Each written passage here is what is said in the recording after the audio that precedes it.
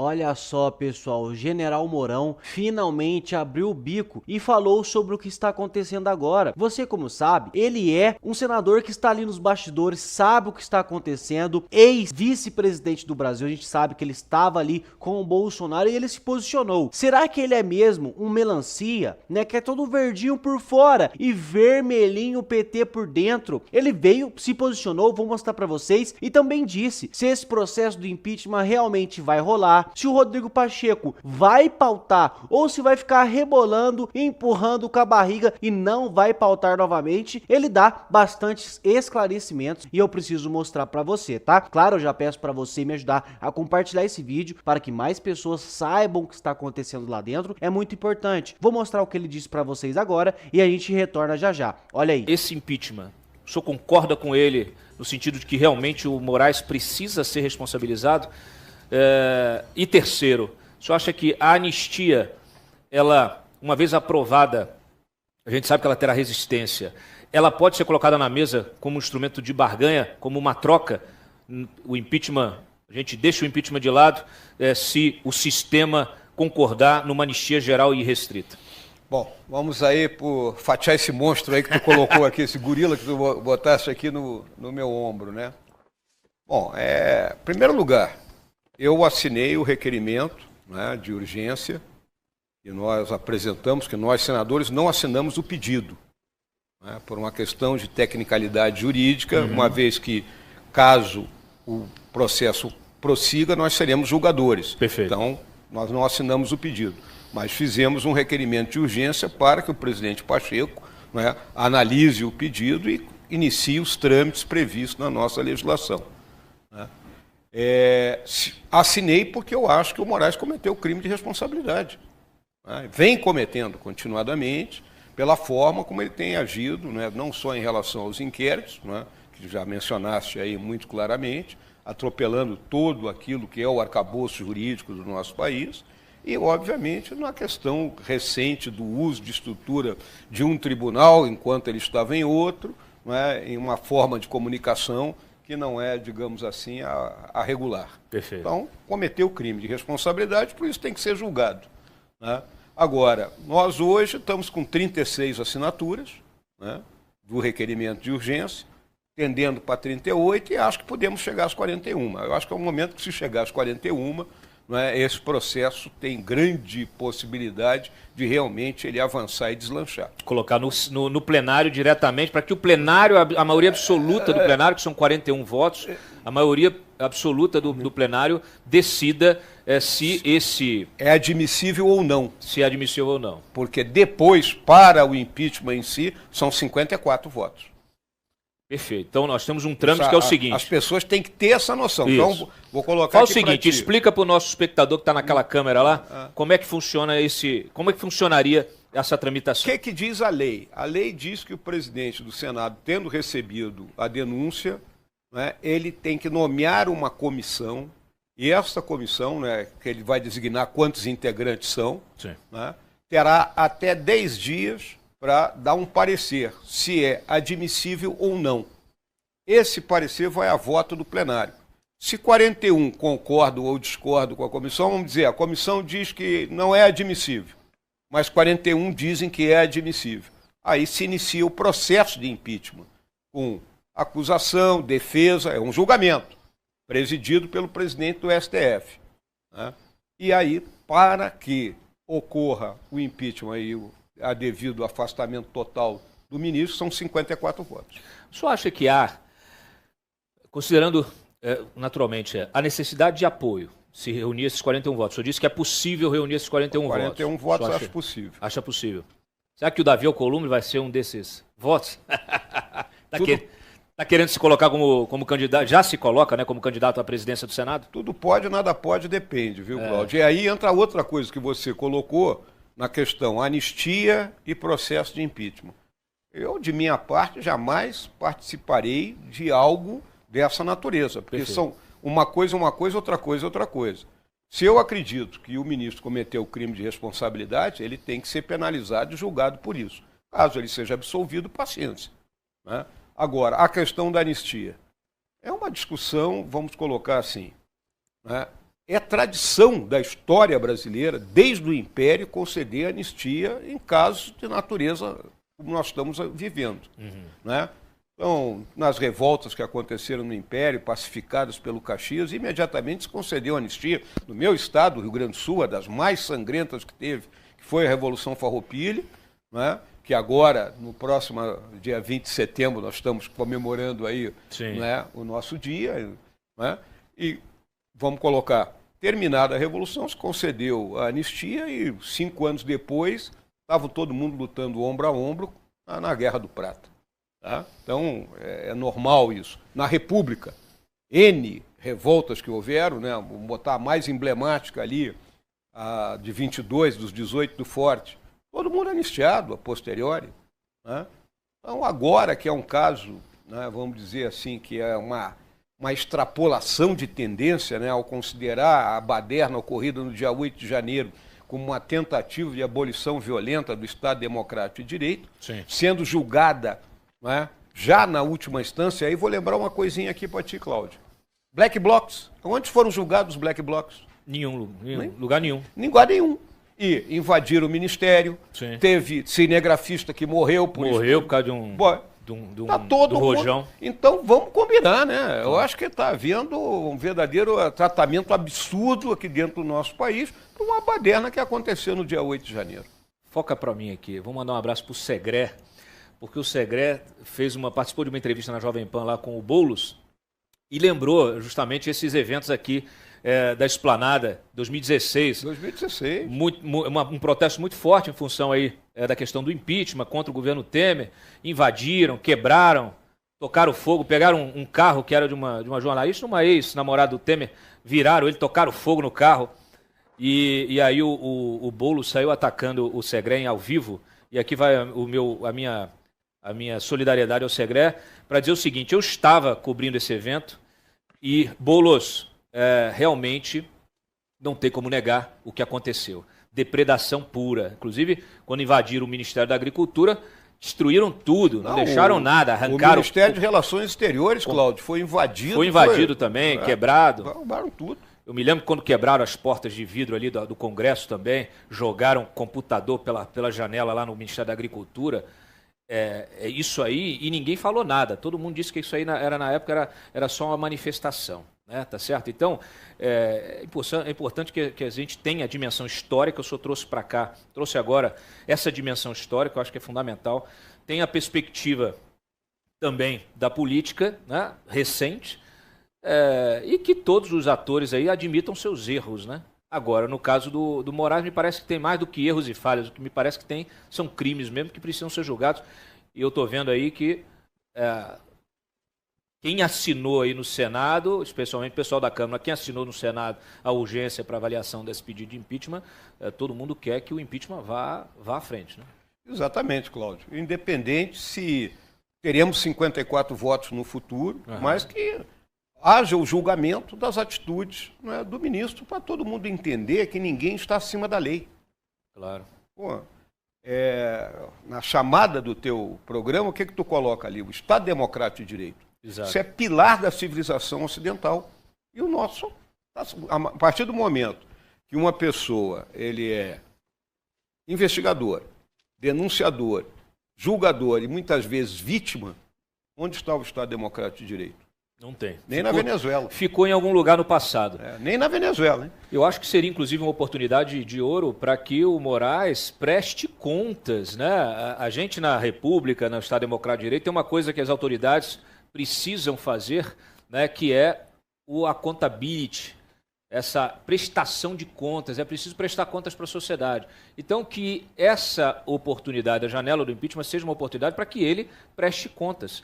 E ele faça, inclusive, vai ter o direito de se defender, ele faça a sua defesa. Exatamente. Eu acho difícil, um julgamento. Eu acho difícil que ele consiga justificar tudo que ele canetou. Inclusive, essas histórias aí recentes trazidas pela Folha, dos desse grupo informal aí de investigação que levantou até ficha do pedreiro que foi fazer reforma na casa dele em São Paulo. Pois é. Então, pessoal, tá aí, ele disse muitas coisas importantes, né, e realmente já houve anistias aqui no Brasil. Lá em 79, né, na época da ditadura militar, houve muitos presos políticos que depois foram anistiados, não importava, amigo, se era de direita ou de esquerda, teve anistias também em muitas guerras, né, estaduais dentro do país mesmo, houve também anistias. A esquerda, você sabe, a esquerda que sempre quebrou tudo, várias manifestações inflamadas, que quebrava prédios públicos, patrimônio do Estado e mesmo assim foram anistiados. O MST, que é apoiado pelo governo, já invadiu lá a Câmara, quebrou tudo e ficou por isso mesmo. Nem foram presos para ter anistia. Então realmente é uma tristeza o que estão fazendo com esse povo de agora. Por quê? É totalmente uma prisão política para impor um medo no povo brasileiro, para que o povo brasileiro não se manifeste mais contra esse governo que está aí hoje, contra o sistema que está aí hoje. E agora, graças a isso tudo, temos aí 36 senadores apoiando, né, o início do processo do impeachment do Xandão, que precisa sim ser analisado e colocado no plenário para ser votado. Falta apenas 5 senadores, meus amigos. A gente sabe que esses senadores estão com medo, né? Estão morrendo de medo, alguns realmente compactuam com o que está acontecendo, fazem parte, mas outros estão com medo de, né, de ser perseguido. Ninguém quer o STF, o Alexandre de Moraes, em sua cola. Olha só o que já aconteceu. O deputado federal, Daniel Silveira, que foi preso, perdeu todos os seus bens. O Marcos Duval, que já perdeu todos os seus ganhos, né, as suas contas do banco e não tem dinheiro nem para pagar um aluguel. Um mísero aluguel, foi morar lá no Senado em forma de protesto, levou lá sua mala pro plenário. Então a gente entende esse medo dos senadores, mas o nosso trabalho de continuar cobrando tem que continuar. Nós não podemos ficar observando o que está acontecendo, e tudo isso está acontecendo por um motivo. A gente sabe bem quais são. Aí ainda vem o Pacheco, né, na rádio Itatiaia e falar que vai analisar o processo ainda esse ano e dar um parecer. Olha só a pressa, a preocupação que ele está com esse tema para com o povo é inacreditável. Ainda bem que vai acabar o mandato dele e torcemos, vamos cobrar para que os senadores, né, principalmente os de direita, consigam lutar para colocar um ali que não seja esse mão de alface como o Rodrigo Pacheco, né, esse frouxo que não ajuda o Brasil, ou tantos outros também que foram frouxos. Lá atrás o Rodrigo Maia, depois o Alcolumbre, que, né, já está ali rodeando para novamente ser o presidente da casa. Então temos que ficar de olho para não colocarem outro cara lá que não vai lutar pelo povo. E outra informação que eu queria passar para vocês já devem estar sabendo, né? O X voltou repentinamente ontem para todo mundo. Algumas pessoas ainda conseguem acessar, tem hora que não dá para acessar, tem hora que dá para acessar. O fato é que o Elon Musk fez uma atualização no X, no Twitter. Ele hospedou em outros lugares, eu vou explicar certinho, que fez com que o X voltasse a funcionar no Brasil. E o Alexandre de Moraes já falou: não, eu não voltei na minha decisão, é pro X permanecer bloqueado no Brasil. Mas o checkmate do Elon Musk foi tão forte, ele fez um esquema tão bem montado para continuar ativo aqui no Brasil, que pode dar um trabalho para o Alexandre de Moraes e pode ser que eles nem consigam mais derrubar o X aqui no Brasil. E eu vou mostrar para vocês, né, o Gustavo Gaia explicando certinho como é que foi feita essa estratégia pelo Elon Musk para burlar essa ordem do Alexandre de Moraes. Realmente, brigar com um cara que dá ré em foguete não é uma boa ideia. Olha só o que o Elon Musk fez, pessoal, inacreditável. Impressionante. Elon Musk deu um checkmate no Alexandre de Moraes agora, que sinceramente deixou o cidadão aqui brasileiro sem saber o que fazer. Alexandre de Moraes, no seu auge da megalomania, caçou briga com uma das pessoas mais inteligentes do mundo. Um cara que consegue dar ré em foguete. Isso acabando até com aquela expressão que era tão usada, né? Que ré nem foguete dá. E aí o cara tentou banir uma plataforma da rede social do Elon Musk aqui no Brasil. E como é que funciona esse banimento? Ele manda as operadoras de internet bloquear o domínio do X. O X é uma plataforma que tem um domínio próprio, x.com. Mandou bloquear o x.com, ou seja, nada do X, nada do antigo Twitter apareceria para ninguém que usasse a internet no Brasil, porque as operadoras, a sua provedora de internet bloqueia lá na fonte. que o Elon Musk fez que de repente todo mundo está conseguindo acessar o X no Brasil? Eu vou te explicar. O cara não vai comprar briga com o Elon Musk que não dá certo. O cara fez isso aqui, ó. Ele tirou o domínio do X, do próprio domínio, ou seja, do x.com, o domínio aqui, ó, que é o Cloudflare. Esse domínio, Cloudflare, é só um dos mais usados domínios do mundo. Inclusive, 70% do que está na internet está na Cloudflare. Inclusive, os próprios sistemas do governo estão na Cloudflare. Não tem como banir a Cloudflare. Simplesmente não tem como.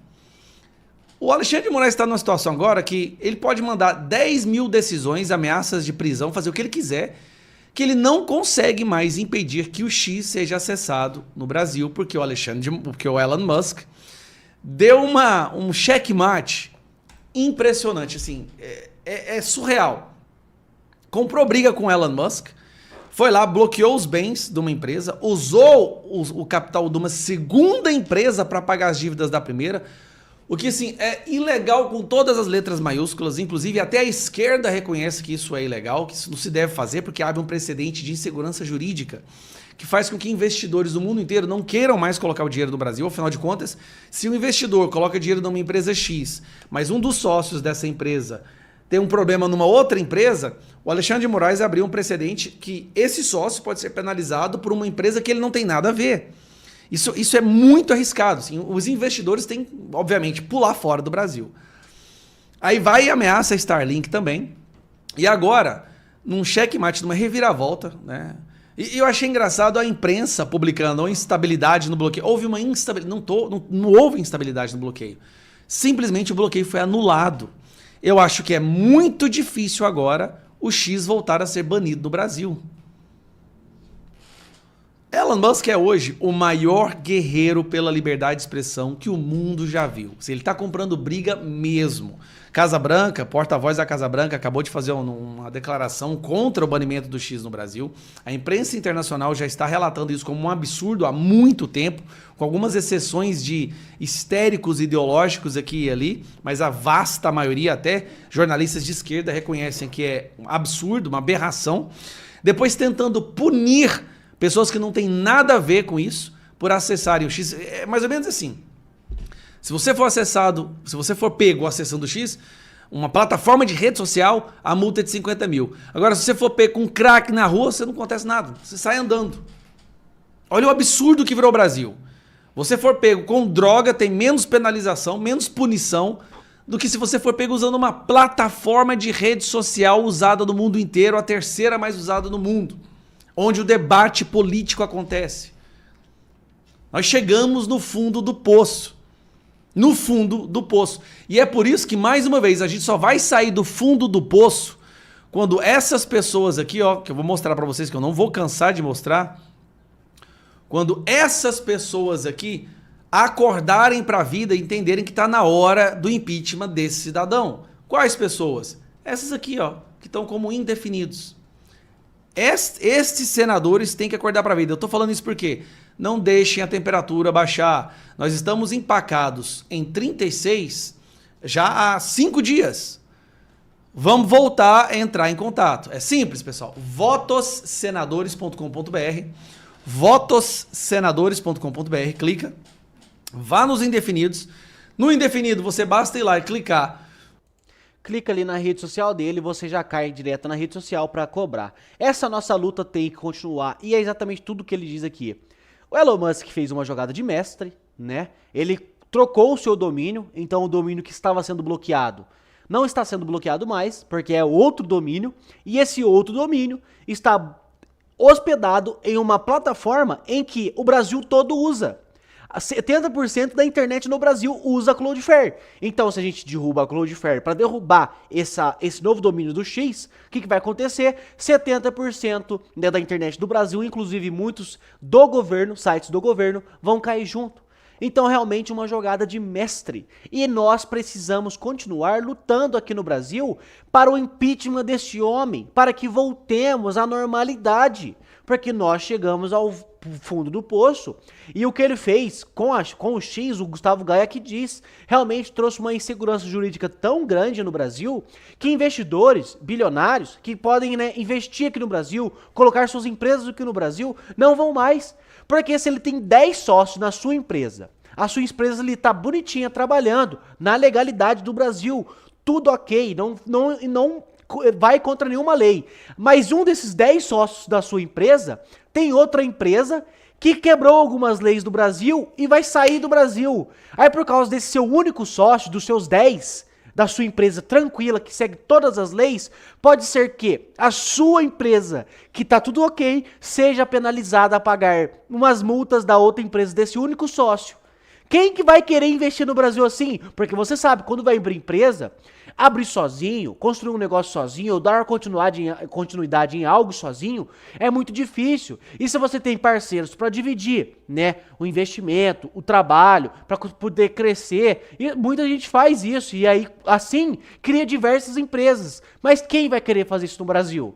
Sendo que se você colocar uma pessoa errada como seu sócio, e ele tiver outra empresa e ir contra a lei, você vai, se ferrar. Então ninguém quer mais o Brasil. Nós chegamos literalmente no fundo do poço a nível Venezuela, Nicarágua, Coreia do Norte, onde as pessoas correm desses países. Não querem ficar aqui no Brasil. Que vergonha um único homem, uma única pessoa fez com o Brasil. Uma grande vergonha. E culpados são PSD, PT, todos os partidos que têm senadores que estão se posicionando contra o impeachment, são partidos, são pessoas que apoiam a ditadura e para onde o Brasil está se encaminhando. Essa é a grande verdade. Por isso que eu peço para você comentar aqui embaixo o que você acha sobre tudo isso, qual é a sua opinião, o seu posicionamento. É muito importante, amigo, que você fale, que você se posicione, que você não se cale com medo. Nós não podemos fazer isso, tá bom? Muito obrigado a todos e até a nossa próxima notícia.